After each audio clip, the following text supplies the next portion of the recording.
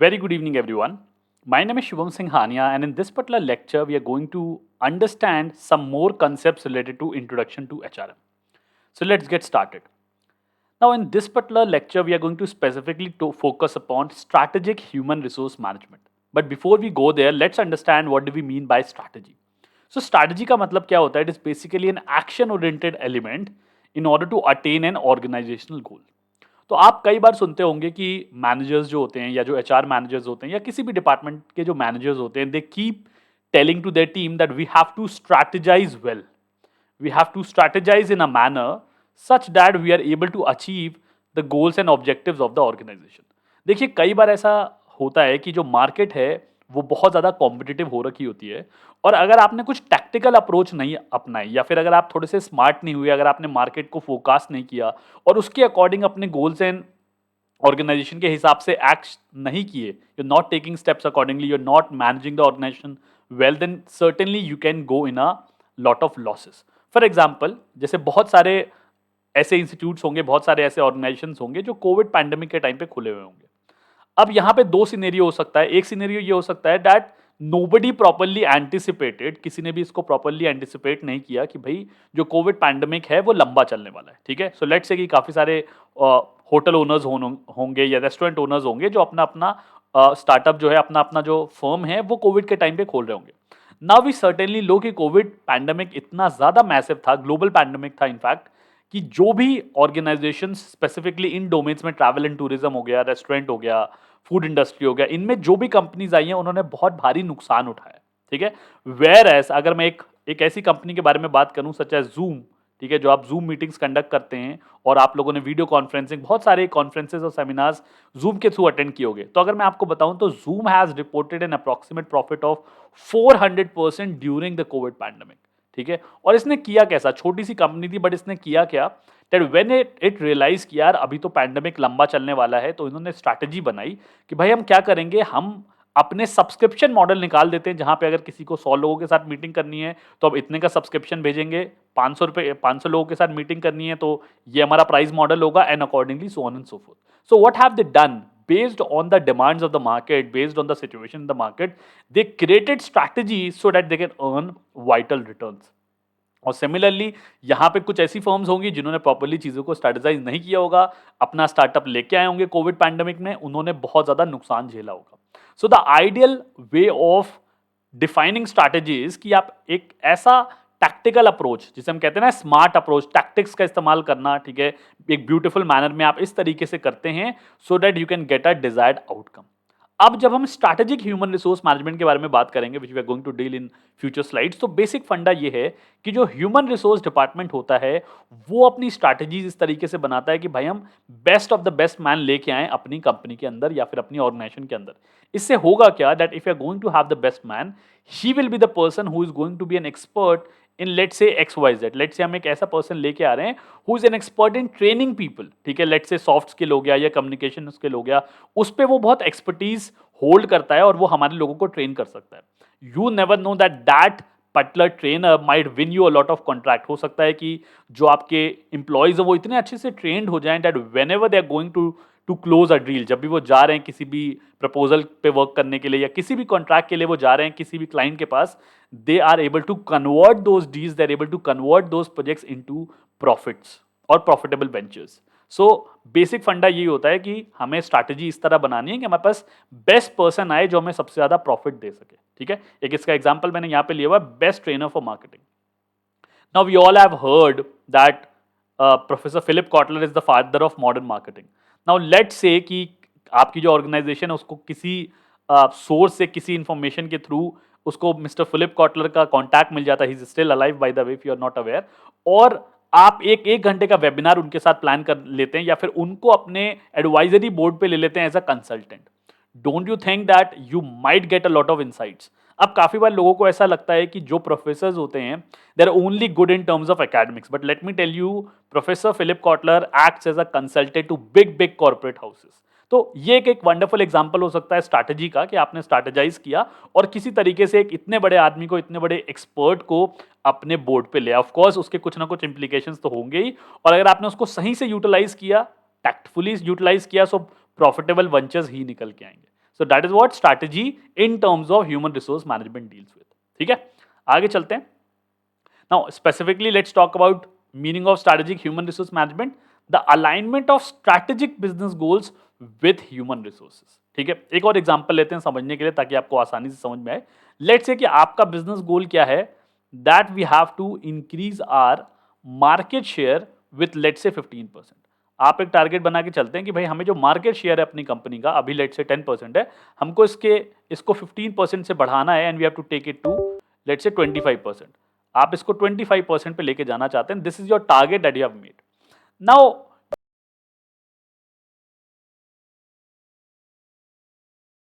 हमें किसी ऐसे इंसान की जरूरत होगी who is very good with product innovation, जो प्रोडक्ट्स को इनोवेट कर सकता है और इनोवेटिव प्रोडक्ट मार्केट में ला सकता है। देखिए एक टाइम के बाद क्या होता है, हर कंपनी दूसरे कंपनी के प्रोडक्ट्स को कॉपी कर रही होती है। ठीक है, तो जब आपके पास इतने सारे सब्स्टिट्यूट्स अवेलेबल हैं, so why will a customer go and purchase from a specific company. तो इस केस में सिर्फ इनोवेशन ही एक ऐसी चीज है, रिसर्च एंड डेवलपमेंट ही एक ऐसी चीज है जो आपके बिजनेस गोल्स को अचीव करने में मददगार साबित हो सकता है या फिर उसको ऊंचाइयों तक पहुंचा सकता है। सो बेसिकली जब हम स्ट्रैटेजिक ह्यूमन रिसोर्स मैनेजमेंट के बारे में बात करते हैं, उसका ऑब्जेक्टिव ये होता है कि जो बिजनेस के गोल्स हैं, जो बिजनेस की स्ट्रैटेजीज हैं, हम उसको अलाइन करें with respect to human resources. Because अगर उसका मार्केट शेयर कैप्चर करने का प्लान है, बिजनेस गोल है, तो उसके लिए इनोवेशन चाहिए होगा, उसके लिए रिसर्च एंड डेवलपमेंट चाहिए होगा। और ये कौन करेगा? अपने आप मशीन तो नहीं कर सकती। We would certainly need well equipped expert human resources for that, and वो लाने का काम किसका है? ह्यूमन रिसोर्स डिपार्टमेंट का है। ठीक है, and why it is done? To foster innovation, जैसे मैंने आपको कहा, इंप्रूव मोटिवेशन। ठीक है, कुछ ऐसे लोग होते हैं जो अपनी कंपनीज के अंदर मोटिवेशनल स्पीकर्स रखते हैं या उनको इनवाइट करते रहते हैं कॉन्टिन्यूसली। बिकॉज क्या होता है कि जो कॉर्पोरेट जॉब है वो कई बार बहुत ही मुंडेन हो जाती है। भाई 9 to 5 आप जॉब कर रहे हैं या 9 to 6 आप जॉब कर रहे हैं, इट बिकम्स वेरी बोरिंग। सो बीच बीच में अगर कुछ motivational speakers, I was listening few days back की कुछ कॉर्पोरेट हाउसेज हैं जो जाकिर हुसैन साहब, आई am sure you know him, is a very big comedian, उनको इन्वाइट करने लगे टू टेक मोटिवेशनल सेशंस कि भाई because he is somebody who has come from a very small town and then now he's flourishing, is doing well in his career। तो वो अपनी struggle journey के बारे में, अपने एक्सपीरियंसेस के बारे में थोड़ा सा इंटरटेनिंग तरीके से बताते हैं, तो उसमें क्या होता है, मोटिवेशन भी हो जाती है और इंटरटेनमेंट भी हो जाता है। ठीक है, next is with respect to satisfaction, productivity. ठीक है, आपको अपने डेली बेसिस पे कोशिश करनी है कि भाई जो काम मैं पहले 6 घंटे में कर पाता था, आज वो काम मैं 4 घंटे में कर सकता हूँ। फॉर एग्जाम्पल लेट से अगर आप तैयारी करें, फिर preparing for a government exam, तो कई बार स्टूडेंट्स मुझसे कॉल करते हैं, मुझसे पूछते हैं सर क्या हम 10 घंटे पढ़ें, सर हम 8 घंटे पढ़ें, सर ये सिलेबस कितने मंथ में कंप्लीट हो जाएगा? See it all depends on your over productivity. कुछ लोग मॉर्निंग में प्रोडक्टिव होते हैं, कुछ लोग इवनिंग में प्रोडक्टिव होते हैं। Somebody like me is very productive at night. तो मैं बहुत कोशिश करता हूँ कि जो पढ़ने का काम है, ठीक है, जो भी मुझे पढ़ना होता है आपको पढ़ाने के लिए, whatever new things I have to read, I try reading it at night. और जो भी वीडियो बनाने का काम होता है वो मैं दिन में करता हूँ, क्योंकि मैंने रात को अच्छे से पढ़ लिया। ठीक है, so all of these things are going to be determine if you are planning everything in a much more strategic manner. ठीक है, इसका एक एग्जाम्पल क्या हो सकता है? इन्फोसिस का। अब इन्फोसिस में एक खास बात क्या है कि उन्होंने एक अलग से एक डिपार्टमेंट बनाया हुआ है, एक छोटा सा एलिमेंट ऐड किया हुआ है, that is people's manager. So this is a person, this is a specific person hired in the organisation, जिसका काम क्या है, जिसका ऑब्जेक्टिव क्या है, सिर्फ ये देखना कि लोग जो हैं मेरे, जो इंप्लॉइज है मेरे, whether they are happy and satisfied और not. Because the owner values it, the founder values it कि यार अगर लोग खुश होंगे ना, अगर लोग हैप्पी और कंटेंट होंगे, ऑटोमेटिकली उनकी प्रोडक्टिविटी बढ़ जाएगी और हमारी कंपनी को फायदा होगा। ठीक है, so that could be one way of using strategic human resource management in order to achieve the goals and organization, in order to achieve the goals and visions of the organization। ठीक है, I hope this is clear। Moving ahead to a very important topic, what are the specific objectives of strategic human resource management। देखिए जब भी आप किसी concept के objectives पे जाएंगे तो हमेशा ये बात ध्यान रखिएगा कि किसी भी चीज को अचीव करने के लिए सिर्फ एक ही ऑब्जेक्टिव दिमाग में नहीं होता है।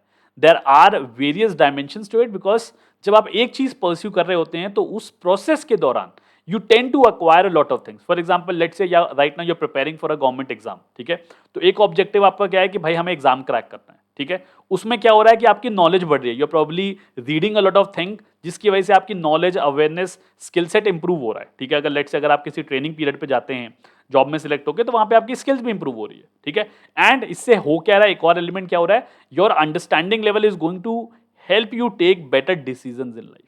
तो क्या हो गया, आपका प्रिपरेशन जो है वो भी चल रही है। ठीक है, you are gaining a lot of knowledge and skills, और उसके साथ साथ आपकी ओवरऑल डिसीजन मेकिंग जो है वो भी इंप्रूव हो रही है। So there could be multiple objectives that can be achieve by targeting a specific task, ठीक है। तो यहाँ पे देखते हैं पहला ऑब्जेक्टिव क्या है, identifying external opportunities and threats. जैसे कि मैंने अभी आपको बोला कि भाई जब कोविड पैंडेमिक आ रहा होगा तो बहुत सारी ऐसी कंपनीज होंगी, pharmaceutical companies, let's talk about pharma companies, ठीक है। फार्मास्यूटिकल कंपनीज होगी जिन्होंने इसको एज एन अपॉर्चुनिटी देखा होगा कि यार हमारे पास बहुत ही जबरदस्त रिसर्च एंड डेवलपमेंट टीम है, इनोवेशन टीम है, इनको हम वैक्सीन पे लगाते हैं, अगर हमने वैक्सीन क्रैक कर ली, ठीक है, we are going to make a lot of money, और साथ साथ हम ये जो इतना बड़ा पैंडेमिक है इसको रिमूव करने में भी हेल्प कर पाएंगे, जो हमारी ब्रांड बिल्डिंग भी करेगा। तो एक तरफ तो आप प्रॉफिट्स कमा रहे हैं and on the second side you are also gaining a lot of reputation. हो सकता है कि इसकी वजह से, क्योंकि हम इस डायरेक्शन में काम कर रहे हैं, the government might provide us various projects in future, ठीक है। तो स्ट्रैटेजिक ह्यूमन रिसोर्स मैनेजमेंट का क्या काम होता है कि वो अपॉर्चुनिटीज को टैप करता है और उसके बेसिस पे यूटिलाइजेशन करने का काम करता है। एक छोटा सा एग्जांपल मैं और देता हूं, और थोड़ा सा यहाँ पे मैं टीचिंग लाइन से हूं तो मैं टीचिंग लाइन का एग्जांपल आपको देता हूं, I am sure you are going to follow. अगर आपने कभी भी किसी इंस्टीट्यूशन को देखा होगा कि उनकी जो रैंकिंग होती है, स्पेसिफिकली जो ग्लोबल रैंकिंग होती है, ठीक है, that is based on their faculties, ठीक है। छोटा सा एग्जांपल दे रहा हूं मैं हायर एजुकेशन इंस्टीट्यूट्स का, वो उनकी फैकल्टी पे बेस्ड होती है, और फैकल्टी के भी दो डायमेंशन होते हैं, of course the teaching is very very important, and one dimension is going to be कि भाई वो कौन से कॉलेज से पढ़े हैं, whether they are from IIMs, whether they are from IIT और सम अदर कॉलेजेस। और एक दूसरा एलिमेंट क्या होता है कि भाई उनकी रिसर्च प्रोडक्टिविटी कितनी अच्छी है, whether they are well equipped to conduct research और नॉट, ठीक है। यहाँ पे मैं एकेडमिक रिसर्च की बात कर रहा हूँ, but of course it could be practical research also. अब यहाँ पे क्या होता है, आपने कभी भी देखा हो कि जो अच्छे बी स्कूल्स होते हैं, एक अच्छा बी स्कूल मुझे अभी इस समय जो याद आ रहा है, ठीक है, is OP Jindal global university. इसकी रैंकिंग जो है वो डे बाय डे इंप्रूव करती जा रही है, एवरी डे यू विल सी कुछ कुछ दिनों के बाद कि इसकी जो रैंकिंग है वो इंप्रूव करती जाती है। एंड अगर आप इसका जाके फैकल्टी प्रोफाइल देखेंगे, ठीक है, if you go and see the faculty profile, you will see that approximately 80 to 90% of the faculty are either from foreign universities, either from IITs, और दे आर फ्रॉम आईआईएम्स, ठीक है। So now what are they doing, since they know कि भाई अगर हमें global ranking बढ़ानी है तो हमें डाइवर्स फैकल्टी लेनी पड़ेगी from top tier institutions, top tier 1 institution से हमें फैकल्टी हायर करनी पड़ेगी ताकि उनकी रिसर्च प्रोडक्टिविटी ऑलरेडी ज्यादा हो। और सेकंड, इसका एक दूसरा डायमेंशन क्या है ऑब्जेक्टिव का, कि अगर इनकी रैंकिंग इंप्रूव होगी तो इनके पास फॉरेन स्टूडेंट्स भी पढ़ने को आएंगे, जो इनको क्या करेंगे, पैसे देंगे और बहुत ज्यादा रेवेन्यू अर्न करवाएंगे। So you are seeing how tactfully, how strategically they are managing their human resources here, of course faculty in this case, in order to gain a lot of funds, in order to gain a lot of profits. So ये एक छोटा सा example हो सकता है, यही काम corporates भी करते हैं, जब भी उनको मौका लगता है they try to get the best man on the job, ताकि उनको पता है कि आज हम इस पे इन्वेस्ट कर रहे हैं, आज हम इसको सैलरी दे रहे हैं, कल ये कुछ नया डेवलप करेगा। आई थिंक सुंदर Pichai is a wonderful example for that. जब भी वो ऑर्गेनाइजेशन छोड़ने की बात करते हैं, गूगल उनको कॉम्पनसेशन देके रोक लेता है, जिसे हम रिटेनरशिप कॉम्पनसेशन कहते हैं, ठीक है, बिकॉज दे नो कि भाई ये जो बंदा है ये हमारे लिए कुछ बड़ा क्रिएट करने ही वाला है, and today we know he is the CEO of Google, ठीक है। So all of these things can be one of the objectives. The second objective is having a clear business strategy and vision. अभी हमने बात करी कि जो strategic human resource management होता है वो टॉप मैनेजमेंट से डील करता है और टॉप मैनेजमेंट के साथ बैठ के स्ट्रैटेजी फॉर्मुलेट कराने में मदद करता है। या फिर एक दूसरा डायमेंशन क्या हो सकता है कि जो भी वो स्ट्रैटेजी फॉर्मुलेट करते हैं उसको अलाइन करने में हेल्प करता है, ठीक है। Now how are they going to do it, जैसे अभी आपको मैंने एक एग्जांपल दिया कि अगर टॉप मैनेजमेंट कहता है कि भाई हमें मार्केट शेयर बढ़ाना है, so they are going to probably talk about, they are going to probably throw some light on it कि सर देखो जो आप कह रहे हो उसको अचीव करने के लिए प्रोबेबली थोड़ा सा कॉस्ट लग सकता है, क्योंकि हमें as of now we do not have such kind of human resources with us, हमें उसके लिए हायरिंग करनी पड़ेगी, रिक्रूटमेंट करनी पड़ेगी जिसमें कॉस्ट इनकर होगी। साथ साथ ये भी हो सकता है कि हम वो एचआर डिपार्टमेंट ये भी सजेस्ट करे कि सर देखो हमारे पास तो ऐसा रिसोर्स नहीं है, बट एक कॉम्पिटिटिव इंडस्ट्री है या फिर एक दूसरी कोई फर्म है जिसको अगर हम एक्वायर कर लेते हैं या मर्जर कर लेते हैं या फिर एक कोलैबोरेटिव अग्रीमेंट कर लेते हैं, we can certainly get access to those resources. तो बेसिकली यहाँ पे एचआर मैनेजर क्या करने की कोशिश कर रहा है, he is trying to give a clarity of vision and strategy that can be taken forward, ठीक है। बहुत सारी चीजें होती हैं, देखो टॉप मैनेजमेंट जो होता है वो तो प्रॉफिट के बारे में सोचता है, शेयर होल्डर्स वेल्थ मैक्सिमाइजेशन के बारे में सोचता है, तो कई बार क्या होता है काफी सारे डायमेंशन उसके दिमाग से मिस आउट हो जाते हैं। बट जब ये strategic human resource management department आता है और कहता है कि सर जो आप स्ट्रैटेजी कह रहे हो बहुत अच्छा है, बट उसको अचीव करने के लिए हमें ये रिसोर्सेज लगेंगे, स्पेसिफिकली ह्यूमन रिसोर्सेज लगेंगे जिसकी हमें जरूरत है और जिसको हमको आपके बिजनेस गोल से अलाइन करना पड़ेगा। So that clarity is given by the strategic human resource department only. तो ये एक सेकंड ऑब्जेक्टिव हो गया। थर्ड है supply competitive intelligence, same thing. So अगर हमें किसी गोल को अचीव करने के लिए इंटेलेक्ट चाहिए, स्किल्स चाहिए, नॉलेज चाहिए, वो कहाँ से आएगा? The top management is not going to hire people. वो इंटरव्यू कंडक्ट करने का काम, ब्रोशर निकालने का काम, जॉब डिस्क्रिप्शन क्रिएट करने का काम, जॉब स्पेसिफिकेशन क्रिएट करने का काम, we are going to discuss all of these terms in the future chapters, but to just to give you broad idea कि इससे रिलेटेड जो भी काम है उस सबको एग्जीक्यूट करके ह्यूमन रिसोर्स मैनेजमेंट को सप्लाई करने का जो काम है, जो रिस्पॉन्सिबिलिटी है, that is given on strategic human resource management. तो इसीलिए उनका ये एक ऑब्जेक्टिव बन जाता है। ठीक है, next is recruit, retain and motivate people. ठीक है, अब काफी सारे लोगों को यही लगता है कि भाई जो स्ट्रेटेजिक ह्यूमन रिसोर्स मैनेजमेंट का जो काम है वो सिर्फ रिक्रूटमेंट तक सीमित है। देखिए, market has become very competitive, और जैसे कि अभी आप सुनते होंगे कि अब लोगों को रिटेन करना बहुत मुश्किल है। और इस पे मुझे एक बहुत ही अच्छी यूट्यूब वीडियो याद आ रही है, आई होप आपने सुनी हुई हो। I don't know, I was listening to one YouTube video जहाँ पे एक बहुत बड़े फाउंडर थे, एक्सपर्ट थे। उन्होंने बहुत ही एक अच्छी बात कही जिसको मैं बहुत संक्षेप में, ब्रीफ में आपके साथ शेयर करना चाहता हूँ। He talked about that there are ideally three generation in which the employees have grown और द मार्केट्स हैव ग्रोन। सबसे पहले क्या सिचुएशन थी भाई? सबसे पहले थे हम इंडस्ट्रियल रिवॉल्यूशन के अंदर। ठीक है, जहां पे क्या होता था कि भाई लोग आते थे और अपनी लॉयल्टी को प्रूव करने के लिए वो एक ही ऑर्गेनाइजेशन में 30-40 साल तक काम करते थे, because what they needed was survival. उनको सर्वाइव करने के लिए पैसे चाहिए थे। तो अगर कहीं कहीं सिचुएशन में क्या होता था कि अगर बॉसेस या जो फाउंडर्स होते थे वो एब्यूसिव भी होते थे, तब भी वो लोग काम करते रहते थे। We are basically talking about the generation of our grandparents. ठीक है, इसके बाद एक डायमेंशन आया, एक नई टाइप का रिवॉल्यूशन आया जिसको हमने कहा इंफॉर्मेशन रिवॉल्यूशन। ठीक है, सो जो फर्स्ट जनरेशन जो थी, जो हमारे ग्रैंड पेरेंट्स से during industrial revolution, they were focused upon getting the survival. जो बेसिक नेसेसिटीज होती है उनको अचीव करने के लिए वो लोग काम करने जाते थे।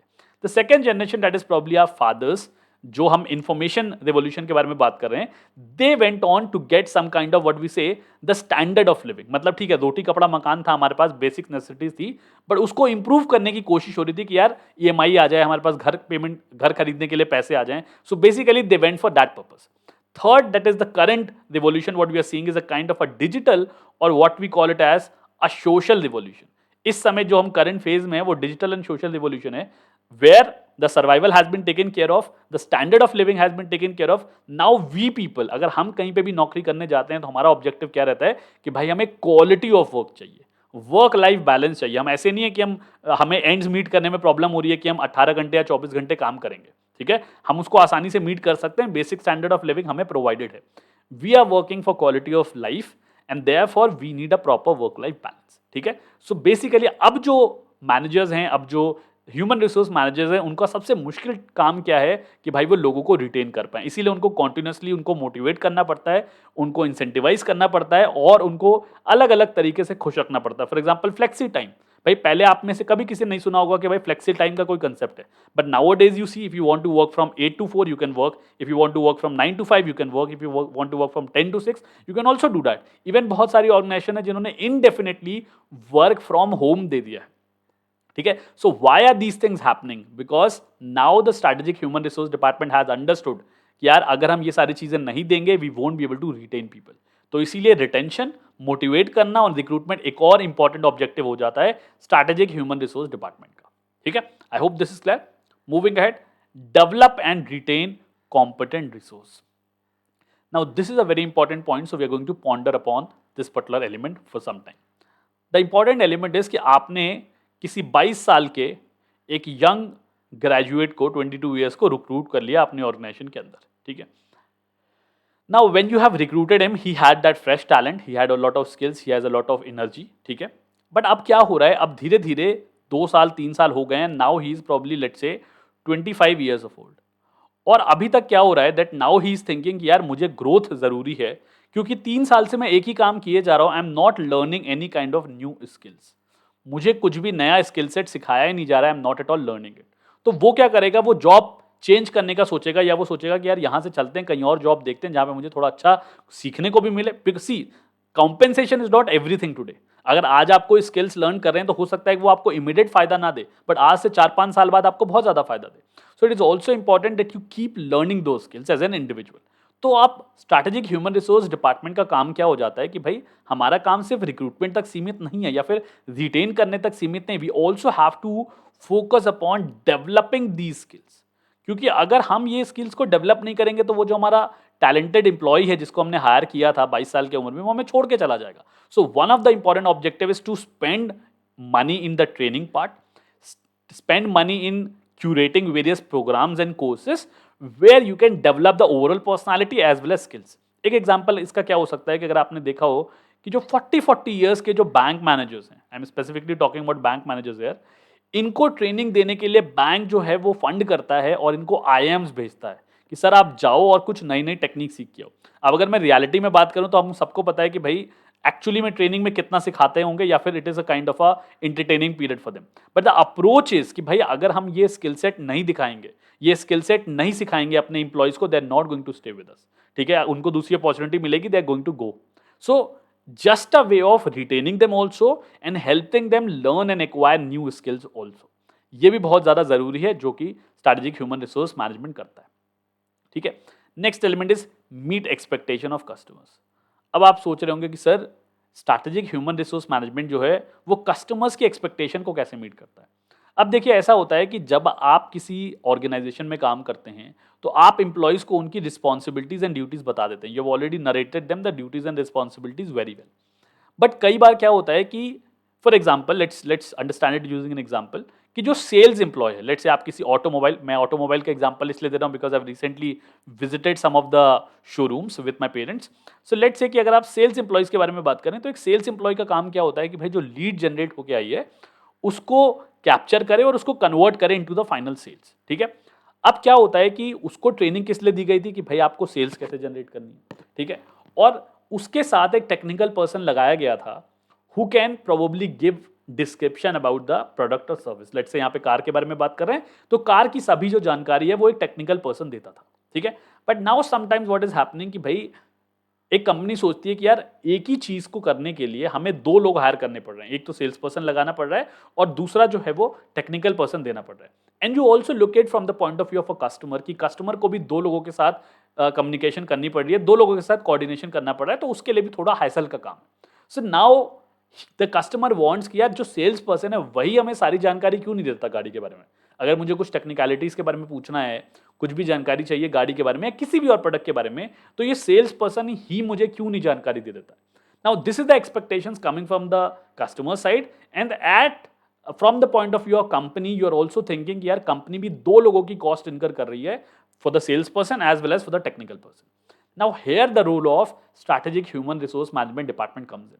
डिपार्टमेंट इंटरवेन करता है, डिपार्टमेंट कहता है सर आप एक काम करो, आप छोड़ दो, हम सेल्स पर्सन को इतनी ट्रेनिंग प्रोवाइड कर देंगे, इतना स्किल प्रोवाइड कर देंगे कि हमें टेक्निकल पर्सन की जरूरत ही नहीं पड़ेगी और जो कस्टमर की एक्सपेक्टेशन है with the sales person that is also going to be met and that is only possible if the strategic human resource management intervenes in between and provides the requisite training. अगर HRM department कह देता है या strategic HRM department कह देता है कि भाई हमारा काम तो रिक्रूट करने का था, हमने रिक्रूट कर लिया, अब तुम जानो, certainly this is not going to take the company anywhere.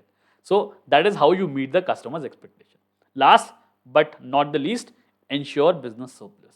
Business surplus का क्या मतलब है? एक डायमेंशन हो सकता है बिजनेस सर्प्लस का that we are talking about profits, वो तो अर्न करना जरूरी है ही। साथ साथ बिजनेस सर्प्लस का क्या मतलब है? That you have adequate number of HR managers also.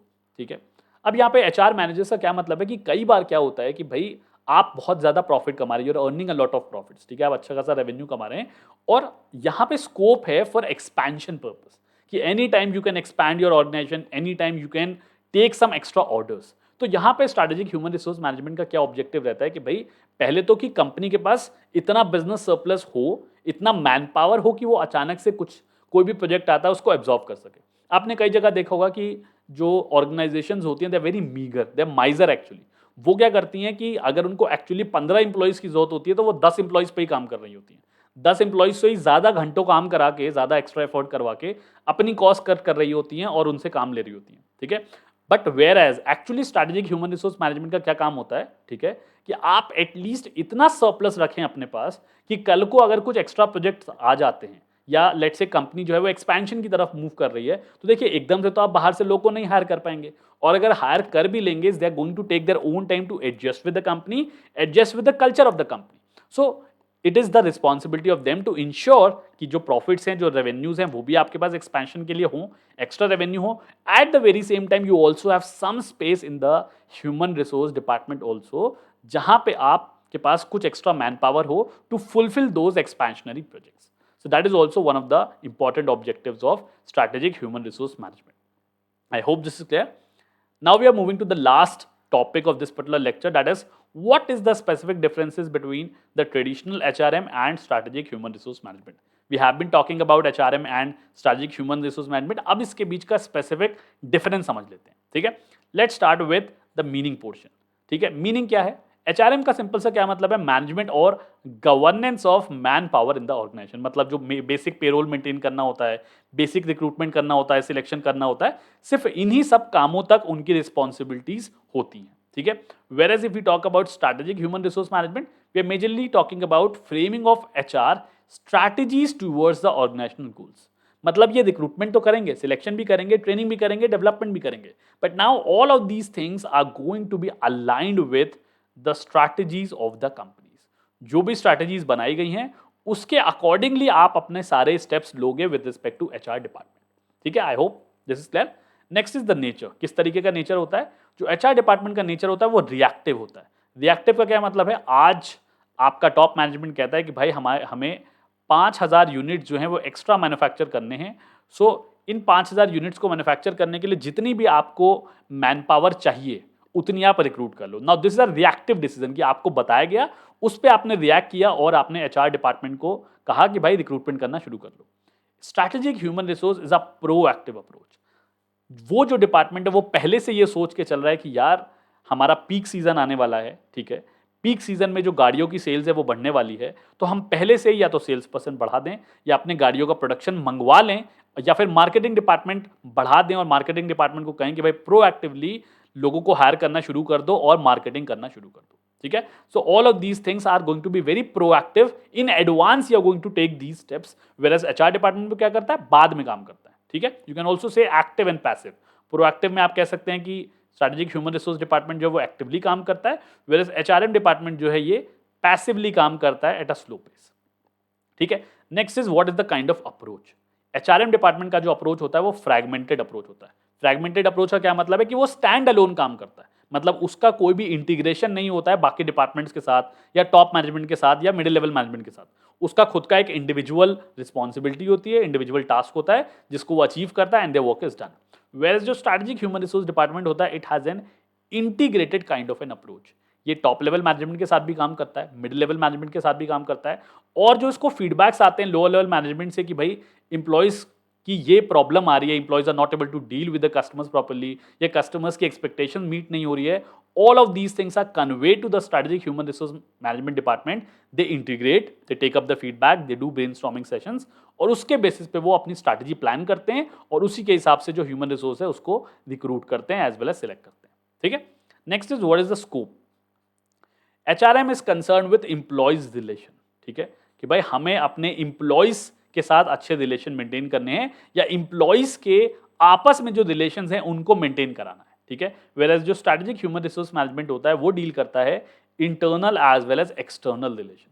It does not only talks about कि भाई हमारे इंप्लॉइज का आपस में रिलेशन अच्छा होना चाहिए, हमारे within the organization relation अच्छा होना चाहिए. दे ऑल्सो फॉस्टर कि हमारे क्लाइंट्स के साथ हमारे जो बाकी स्टेक होल्डर्स हैं, गवर्नमेंट हो गया, प्रेस हो गया, मीडिया हो गया, आजकल आप लोग देखते हैं कि जो एचआर डिपार्टमेंट होता है वो कितना अलाइनमेंट में काम करता है मीडिया के साथ, कि भाई कल को उनको तुरंत अचानक से रिक्रूटमेंट करनी है, तुरंत नोटिस निकालना है, कोई भी इंफॉर्मेशन लीक करानी है, in fact for competitive purposes that can be easily done. So strategic human resource management सिर्फ इंटरनल नहीं, external dimensions, external stakeholders का भी ध्यान रखता है, ठीक है. Last but not the least, change aspect क्या है? It follows change. कोई मार्केट में चेंज आया, ठीक है, या ऑर्गेनाइजेशन में कोई चेंज आया, उसको फॉलो अप करता है एंड उसके अकॉर्डिंग अपने डिसीजन लेता है या फिर रिक्रूटमेंट करता है. स्ट्रैटेजिक ह्यूमन रिसोर्स मैनेजमेंट क्या करता है? ये इनिशिएट करता है चेंज.